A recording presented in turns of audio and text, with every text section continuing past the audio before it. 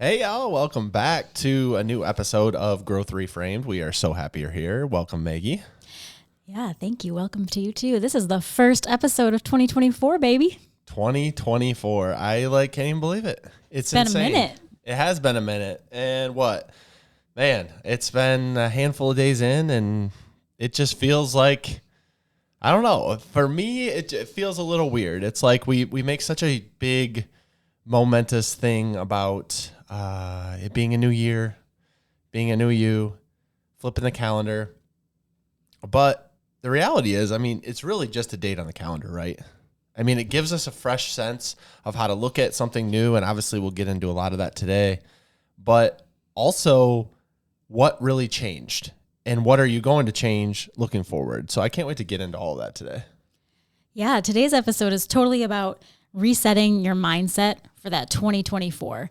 And it doesn't take a new year, as you were saying, B, to reset your mindset, but it is a good opportunity to reflect, to make some changes or not, and kind of plan for the new time. And whether you're doing that at the beginning of 2024 or any time during the year, I think it is important to do that, to kind of see where you've been and see where you're going. Yeah, and I'll be real honest. Going into the new year, as kind of Christmas was coming through and December was happening, I was going through the motions. I was doing all the things. We were having a great time. We're very blessed, and I can say that confidently. But I just felt like I literally was just going through the motions. I didn't feel really excited about the Christmas season. I didn't feel excited about the holiday season. And in turn, I didn't feel super excited about the new year. And really what I was doing is I was focusing a lot on what hadn't happened for us, even though we had a great year. I was focused on a lot of the negative things, the negative pieces, and I think we can all fall into that trap.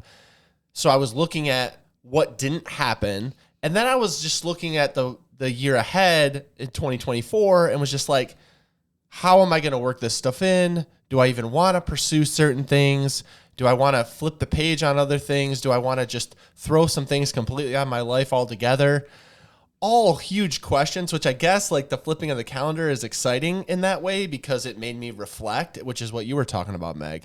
And I think that's one of the biggest things we can do. Now that we're sitting here in the beginning of January, I think this will be coming out in the second week of January, you should have probably already been reflecting. But if you haven't, no worries, y'all. No worries. But you can start reflecting now. You can figure out what worked for you, what didn't work for you, what do you want from the year?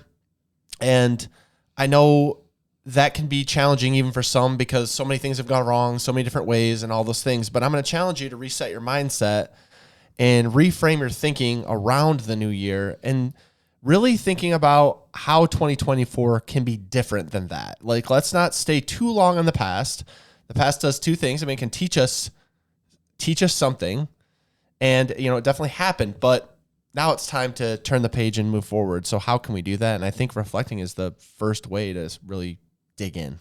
Right. And for me, one of the most powerful things I do when I reflect is to think about how it felt. So it's not yes or no, did I accomplish this? Although that is part of it for sure. For me, it's how did I feel as 2023 was ending and as 2024 is beginning? How am I feeling? What do I think about last year? What do I like about last year? What did I struggle with last year? And how did all of that make me feel? And when I'm starting this new year, if I'm going to plan for the new year, then do I want to repeat how I felt? Was it last year the best year ever? And I want to do exactly the same things to get me the exact same results so I can feel the exact same way in a year from now? Or do I need to turn some things around, start something a little bit from a new angle because the feeling that I got when I think about 2023 isn't the best feeling. And I think that if we go on feelings, if we really reflect on how things felt as we ended last year and are beginning this year, that can really tell us a lot. It can help our gut understand what we're really looking for. And from there, understand the changes we do or don't need to make. Yeah, I think it's important to note too that it's not, I feel like a lot, at least for me, I can speak for myself, that I get stuck in the cycle of focusing on what didn't work.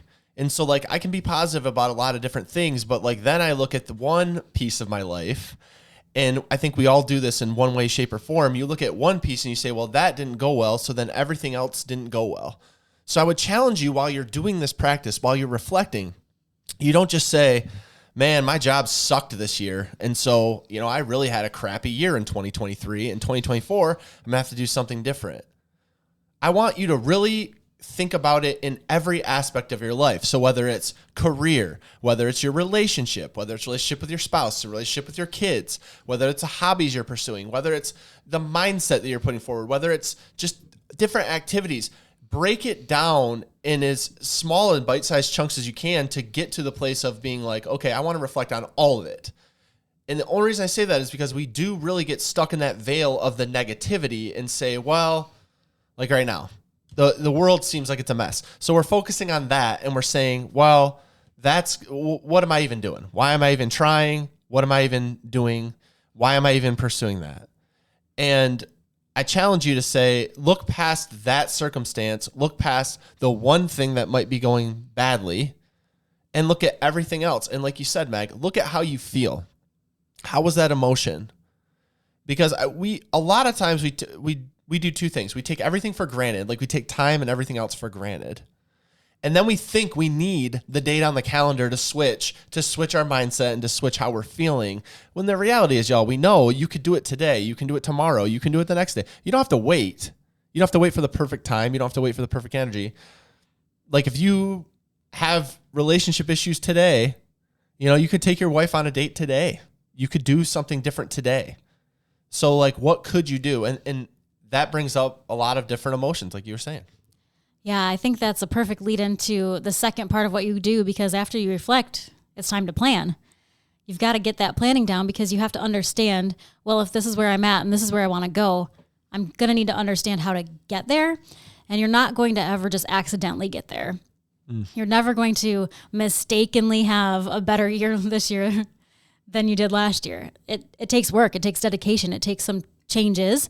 It takes some things to maybe shift around as far as your priorities or as far as your time allotment and allocation. You might have to do some things differently. And I think that what we often miss is we miss that really, what is the word I'm looking for? That really, I hate when this happens. Okay, so we kind of like loosely plan, right? Like, oh, I'm going to do this and I'm going to do that and I'll do that in January. But January comes and goes because we've never said, hey, on January 15th from 12 o'clock to 7 o'clock p.m., that's what I'm doing. Like, this is when I'm doing this. Mm-hmm.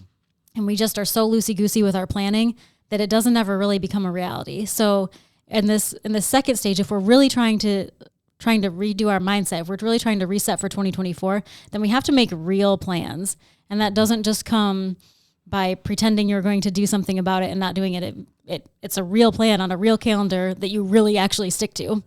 Yeah, I think we all feel the pressure of a new year and resolutions, and we make a lot of decisions based off emotion, and we don't really think about realistic planning. And I get that's not a sexy thing to say, like, right, oh, plan this out. But I often push back against, especially in the growth space that we're in, on the big, bold dreams and plans and visions without, I shouldn't even say plans, the big, bold dream without any plan to execute. Because a plan without execution is literally that. It's a dream. It's a pipe dream. It's not going to happen. And so looking back and saying, what do I actually need to do to have that happen? And what a lot of people don't want to hear, but what is the realistic expectation for having that happen? To be completely transparent, Meg and I have been having a ton of conversations recently where we were like, how are we going to make all these different things work? Like we do want to pursue some new things. Man, we do want to get excited about 2024. And like I said at the beginning of this episode, I remember I was having a lot of trouble. Right now I have way more clarity. I don't have a real plan yet, but I have way more clarity because I'm starting to think about the plan and envision what needs to happen to make that a possibility for my life. But that doesn't happen, like you said, Meg, by accident. Right. That doesn't happen without letting go of some other things because look, we're busy people. I'm sure y'all out there are busy people. You can add on all this stuff, but you're like, well, then where does it fall? And where is the time and space and energy that I need to make that happen? And trust me, y'all, I'm the number one overcommitter on everything to be like, yes, I want to do it. And I have 15 books on my bookshelf to prove that I have the best intentions in the world, but they don't always happen. And without planning, they won't happen. And so again, not the sexiest thing in the world, but totally warranted and needed. And I just want to point out here too, that it can be really small adjustments and really small changes that add up to something big later. Like, you don't necessarily have to clear your whole schedule for you to make progress. And in the example you were just giving of your 15 unread books, what would it look like for you to read 15 minutes a day? Because that's not a huge ask of you. That's not unrealistic. That's not insane. That's not out of the ballpark thinking. That's pretty doable. And if you take things like that and just make them a little bit more manageable piece by piece, I think you'll end up with a lot of progress where you didn't even think it was possible. Your 15 books become 10, and then they become 5, and then all of a sudden your stack is down to 1 or 2, and it's time to order more books on Amazon. Yeah. Yeah. And I just want to pause here and say that this is a disclaimer for this planning stage, because you can get stuck in this planning stage for a long time. It's very important. It's a very important step for the new year. Not saying it's not. But y'all, this is where a lot of us stop. This is why a lot of us haven't achieved the things we want to achieve. This is why we haven't pursued the dreams we want to pursue, because we get stuck in that planning phase. We get stuck in the comparison game of looking at other people, of wanting it to be perfect, of wanting it to be totally thought out before we even delve or dip our toe into it. Sometimes it just takes action, y'all. You have to see before you know. Like me and Meg and I are talking about a lot of amazing things, but we're not really going to know until we test our theory, right? We're going to need to test and look at what we're doing. So don't get stuck in the planning phase and say, I need to have every single duck that could possibly be in a row to make this thing happen. Right. Sometimes you need to stop with the planning and the educating yourself and just jump in. Right. Love that. Right. Which moves on to our third point, which you can take it, Meg, but it's the final step in all of this. It's execution. Execution's a hard one. And I think one of the most helpful things that I've ever heard or started implementing in my own life is to have somebody with me along the way. And whether that's, like in our example, you, because you're actually doing the work with me, like on this podcast, for instance, or if it's somebody to just be a cheerleader and be involved. I think that when you have somebody who knows about what you're doing and can give you some encouragement along the way, or lift you up when you're struggling to actually execute, or you feel down because you are executing and it's just not working, I think that having somebody that you talk to about it, even just every once in a while, can really be a game changer for you wanting to continue to execute, even if it's not getting you the results that you wanted, even if it's not moving fast enough, even if you feel like you're not doing enough, even if you feel like you're falling behind the schedule. When there's somebody there cheering you on, it can make a world of difference.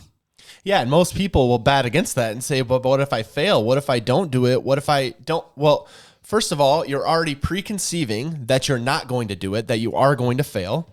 Yeah, there's a possibility you might fail. So what? And then that person, by you saying it to them, you're really just using that idea of failure as an excuse, because it makes it too real for you when you tell someone else. If I tell Meg that I want to do something and I know she's going to ask me about it later, I don't want to have it come back and then she's like, well, what happened to them? I didn't do it. Like, it's human nature. I don't want to do that. So the more people you tell, and these are trusted people, and these are people, by the way, that you know will be a supporter. They won't be, negative Nelly trying to knock down your dreams before you even start. Mm-hmm. Good rule of thumb is you don't take advice from anyone who doesn't have what you want, right? Like, you don't take advice from a bum on the street. I'm sorry, if money and financial advice, because that's not the person who could give you that feedback. So if they give you that negative energy, you don't take that. You got to find the people that you can confide in that are where you want to be, or at least going in the direction that you want to go and are motivated. And then they can motivate you. And guess what? You can scratch each other's backs. You can motivate each other and help each other out. But a lot of times we shy away because we don't want to say it because we're afraid that it makes it too real for us. And if it's just in our brain, then it's here today and forgotten tomorrow. Mm-hmm. And the other thing you need for this execution phase is a actual way to track your progress, because it's so easy. I'm going to use the quintessential New Year's resolution idea here and say, I want to lose weight and be healthier. Yep. So does everyone. How would you know whether you, like at the end of 2024, how would you know if you did that? How would you know if losing weight, if you lose a half a pound, did you accomplish your goal? Or does it need to be a weight?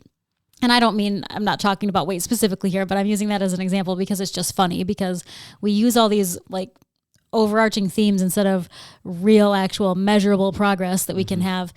If that was your goal and that was what you were going to concentrate on, then how much is weight loss? What does eating healthier mean? Does that mean you've cut out sugar? If so, for how long? Does that mean cutting carbs? If so, how many? For what? How long? All the things. Because if you can't measure it, how will you ever know whether you're doing it or not? And we all are like so guilty of this, like, yeah, we'll just do better. And we don't even know what do better means. Yeah, we use very broad terms, broad strokes. Like, I want to be successful in 2024. What does that mean? Right. Is that a dollar amount? Is that a feeling? Is that by whose logic? And I fall into that trap sometimes too, because I'm like, I want to have impact. Well, what does impact mean? Well, it's like, you gotta dig a little deeper on what it is. But the reality is, it's really easy as you're doing that, as you're making that plan, as you're doing those things, as you're trying to execute, to fall into these certain traps that we're talking about.